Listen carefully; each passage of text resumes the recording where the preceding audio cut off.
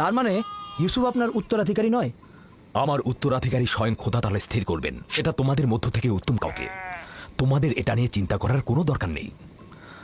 ইউসুফ ও Benjamin হচ্ছে তোমাদেরই ভাই, তোমাদের দুশমন নয়। আমি তোমাদের সবাইকে ভালোবাসি। তোমরা একে অপরকে ভালোবাসবে যেন খোদা তাআলা তোমাদেরকে ভালোবাসে। আর তোমাদের কাছে আমার এটাই চাওয়া, হে আমার খানদানের মহৎগণ, তোমরা আমার আশা ও ভরসা। আমি সব সময় অনুভব করেছি যে তোমাদের উপর হেলান দিয়ে আমি উষ্ণতা পাবো। তোমরা হলে সাহসী যোদ্ধা। তোমাদের উপস্থিতি তো ইয়াকুবের দিলকে কখনো দুশ্চিন্তায় মশগুল করতে পারবে না। আব্বাজানকে যে কষ্ট আমরা দিয়েছি সেজন্য আমরা ক্ষমা চাইছি আব্বাজান। আমাদের হয়তো আর একটু লাভিন, আফতার, ইকবাল, হ্যাঁ একটা নেকড়ে আসছে। নেকড়ে নেকড়ে, চলো চলো চলো, হ্যাঁ চলো চলো চলো।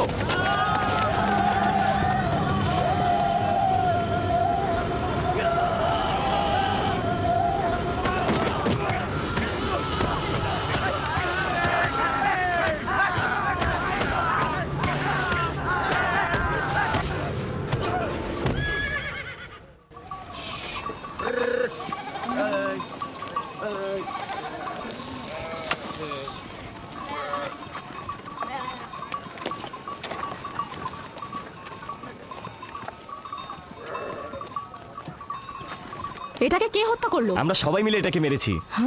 আমাদের ভেড়ার পালের উপর এই নেকড়েটা আক্রমণ করেছিল, আমরা সবাই তাকে পিটিয়ে মেরেছি। নেকড়েটা যদি তোমাদের উপর হামলা করতো? তার আগেই আমরা ওটাকে শেষ করে দিয়েছি। সে যাই হোক, খোদা আমার এই পাগল আর ভয়হীন বাচ্চাদের কল্যাণ করুক।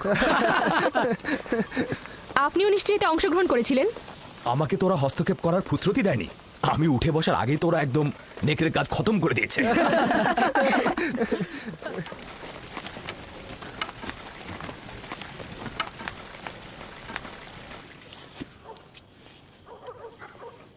আমরা দুপুরের খাবারের তদারকি করছিলাম, হঠাৎ ভেড়া আতঙ্কিত হয়ে এদিক ওদিক ছুটতে লাগলো।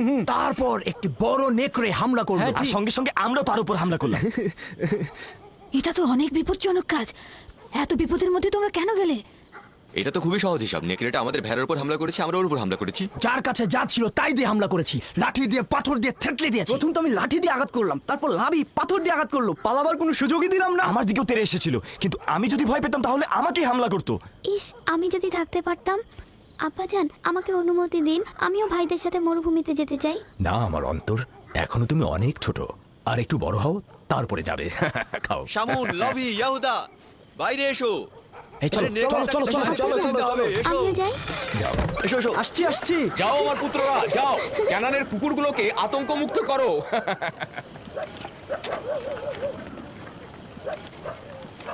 আব্বাজান আজকে মরুভূমিতে যেয়ে বলল যে কেন তোমরা ইউসুফের স্বপ্নকে ভাইদের উপর নেতৃত্বের ব্যাখ্যা করছো। স্বপ্নের ব্যাখ্যা তো এটাও হতে পারে যে ইউসুফের ভালোবাসা তার ভাইদের প্রতি আরো বেশি হতে পারে। হতে পারে, হতে পারে ইউসুফ তোমাদের আরো বেশি ভালোবাসবে। হ্যাঁ আম্মাজান, ইউসুফ তো আমাদের সবাইকে অনেক ভালোবাসে, তাই না ভাই? সবাইকে ভালোবাসার জন্য স্বপ্ন দেখার প্রয়োজন ছিল না।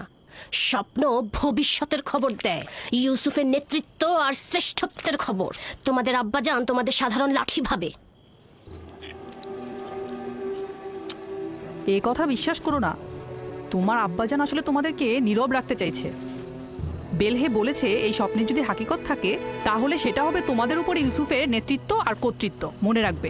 কিন্তু আমরা তো ইউসুফের সাথে খেলেছি, আমাদের তো এমনটা মনে হয়নি। বোকার দল, তোমাদের পিতা চায় না তোমাদের সাথে ইউসুফের কোনো বিদ্বেষ থাকুক। সে চায় তার মতো করে ইউসুফকে সবাই ভালোবাসুক।